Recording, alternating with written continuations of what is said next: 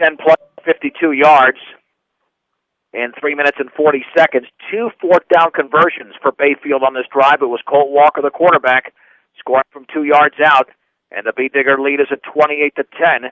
Brush has 3 timeouts remaining in 64 seconds. And, Dave, I doubt they would sit on the football unless the kickoff goes inside the 10-yard line and the Bee Diggers have a terrible return. You know, Garcia's lined up on the same hash mark line that they're kicking it from. If Garcia gets the ball on this kickoff, I'm telling you anything could happen. He might score right here.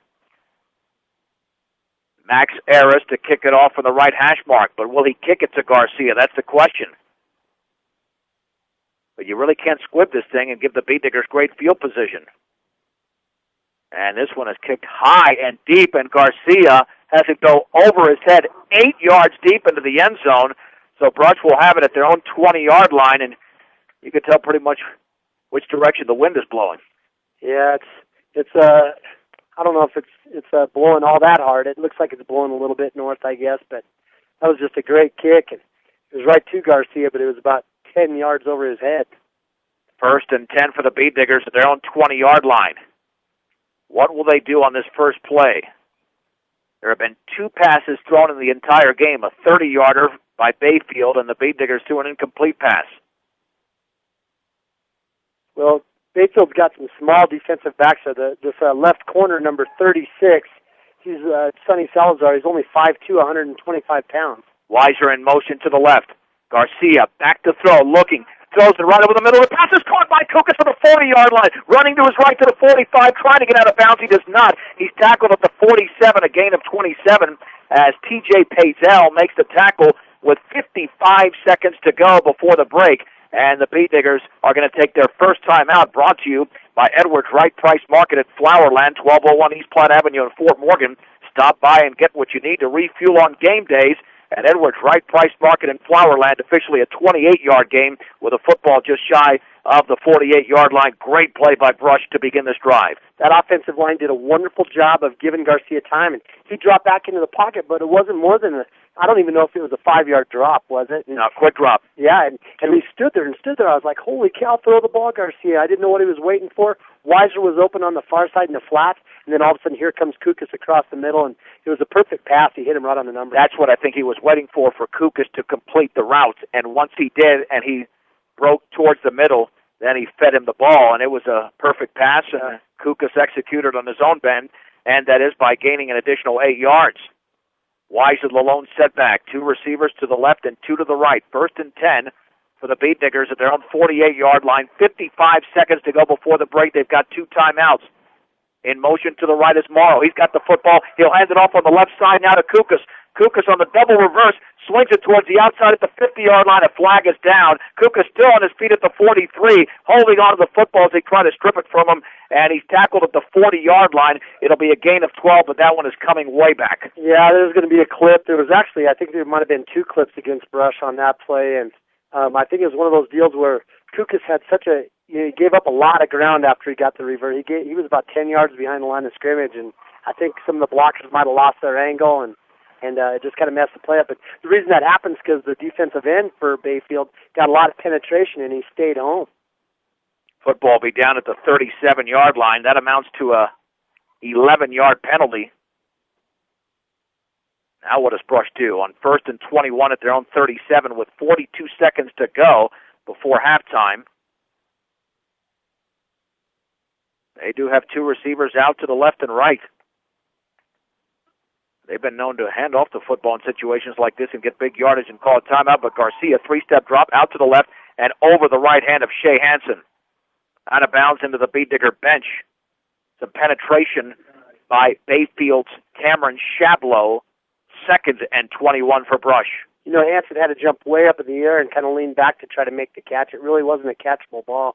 But I'm telling you, having him back in that offense, I think that really opens up this passing game, by leaps and bounds, because he's made so many great catches over the years. Ken Denver and Aspen are tied at 14 in the 3rd. The winner of this game plays the winner of that game. 2nd and 21 from the 37. Shotgun for Garcia. Pressure coming. Runs out of it to his left side. He's got the sideline to the 40-yard line, to the 50-yard line, and he's going to run out of bounds close to the first down marker at the 42. He saw the first down marker and kept running. It's a gain of 21 yards for Eric Garcia. 26 seconds to go before the break, and the Beat Diggers still have 2 timeouts left. 121 yards now for Garcia on this game. Boy, there was a sick block thrown by Kyle Hefner. Check that, 117 yards. But you're right, man. Hefner knocked him out of his clear. That was a decleater. Wow. I mean, I was looking at the ball, but you couldn't help but look away when the defender was clocked. Shotgun formation, 1st and 10 for the Beat Diggers at the Bayfield 42. Garcia, 2-step drop, looking, throwing out. That pass is caught over the middle. A first down for C.J. Kukas, trying to break free at the 25-yard line, and he's down at the 21. Timeout called by the Beat Diggers, a gain of 21 with 16 seconds to go before halftime. I'm telling you what, 49 yards now passing for Garcia. He's 2 for 3. Amazing. Well, you'd like to say that the Beat Diggers are going to set up for a field goal momentarily, but with 16 seconds to go and 1 timeout, you could conceivably run a minimum of 2 plays and maybe as many as 3 if one of those happens to be an incomplete pass. So I'm sure they're still trying for the end zone, especially with a big receiver like C.J. Kukas.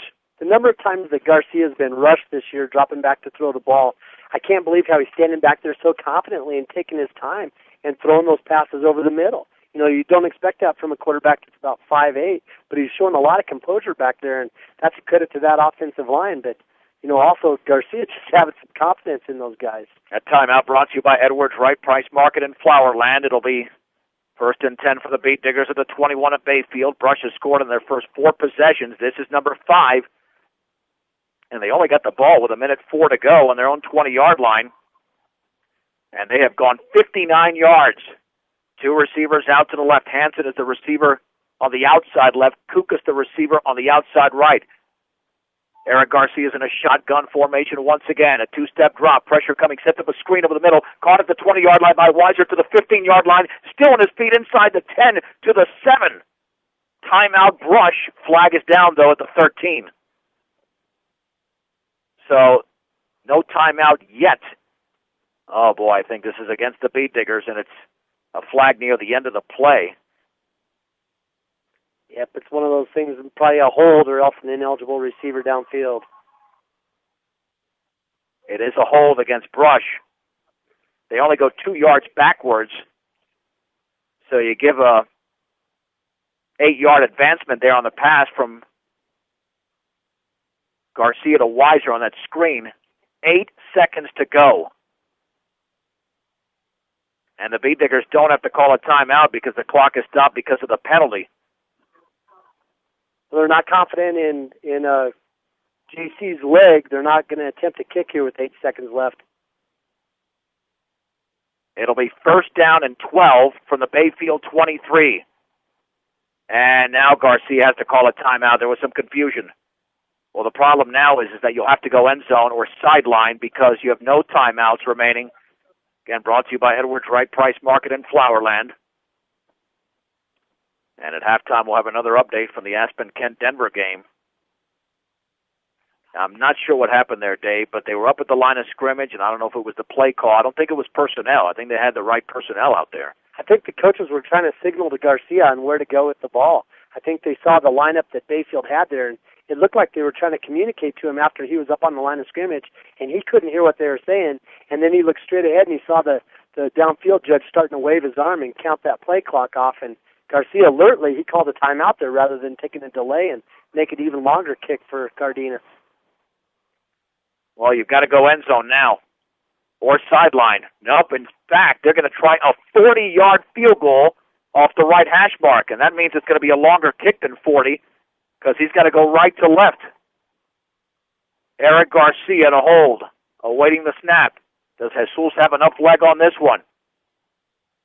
Awaiting the snap still. It's down. The kick is up, and that kick is going to be well off to the right and short, and no good.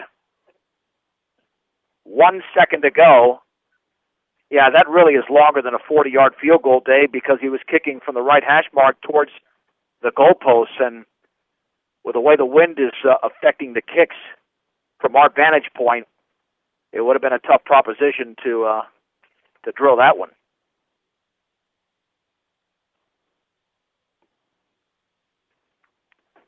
either way, here's Bayfield. Yeah, I guess just the distance because the ball would have landed about 2 yards inside the back line of the end zone. It didn't have nearly enough length on it. And Colt Walker takes 2 steps back, and that's the end of the opening half with the score. Brush 28, Bayfield 10. You're listening to the 2010 Colorado High School Football Playoffs on 1010 KSIR and KSIR.com.